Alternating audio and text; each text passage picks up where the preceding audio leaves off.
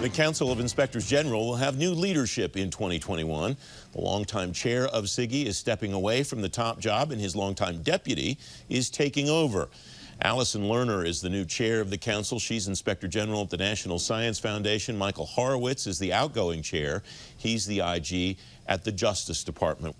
Michael, why is now the right time for you to transition out of CIGIE as the chair, at least? Well, after 6 years in the job and picking up along the way the responsibility for being the acting chair of the Pandemic Response Accountability Committee back in April, it seemed like the right time to make a move, given my term ends at the end of this month. And fortunately, as you indicated, I have a long-time outstanding deputy vice chair working with me, Allison Lerner. We did everything together over the last 6 years. She was willing to step into the role, and so it was the right time to move on and let her focus on CIGIE and my focus on the pandemic response oversight responsibilities, along with, obviously, my day job at DOJ Inspector General. Allison, welcome. It's good to talk to you again. As Michael said, you've been his deputy for a long time. Why is taking on this responsibility important to you? Well, I've been a member of the IG community for, it'll be 30 years this summer. And our mission has always been important, being independent and non-partisan fact finders. It was important in 1991, but it's more important than ever right now. And so it meant the world to me to be able, having learned for 6 years at the, from the master, to be able to take the torch from him and stand up for our community and lead it for at least the next 2 years. Allison, since you're going to be the leader, I'll ask you this, but Michael, I want your input as well. What can CIGIE do as an organization for the IG community in the future that maybe it's not doing today, or that it's not doing as much of as you would like? One of our real goals is to be able to provide services to our community that help enhance their independence. And so oversight.gov, the platform that it's built on, has enabled us now to start offering the capacity to build websites for OIGs, so they can be independent from their agencies and control their own website.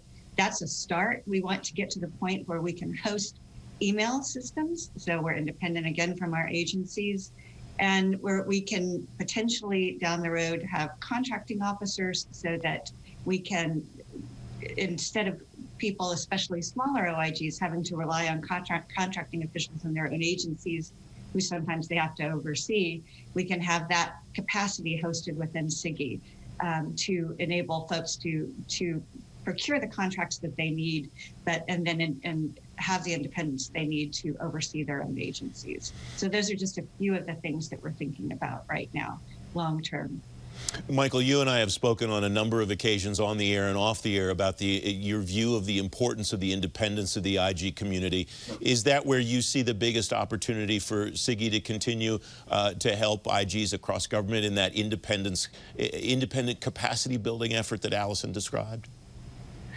It is, and it's certainly one of the things that Allison and I worked together on over the last 6 years in making sure that we were advancing the independence, but also the transparency efforts through oversight.gov and other mechanisms, because really our independence is enhanced when we are able to get our work product out to the public, when our efforts are transparent, because the more people see about what we do and the oversight efforts and how they advance the government and make programs more effective, that's where we get our support. We don't just get support because we're in these jobs. We get the support because of the work we're doing. And I think, one of the things we've got to continue to do, and we see legislation pending in the Hill, on the Hill in these areas, is enhance our independence in the sense of greater protections for IG efforts, as well as ensuring that those who are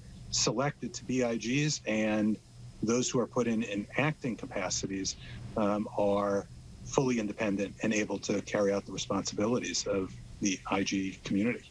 What is the right role, Michael, for CIGIE moving forward to be an advocate for the IG community to organizations like Congress, to positions like the leaders of agencies across government as a group, rather than just one individual IG working with one individual agency leader, if there is such a role?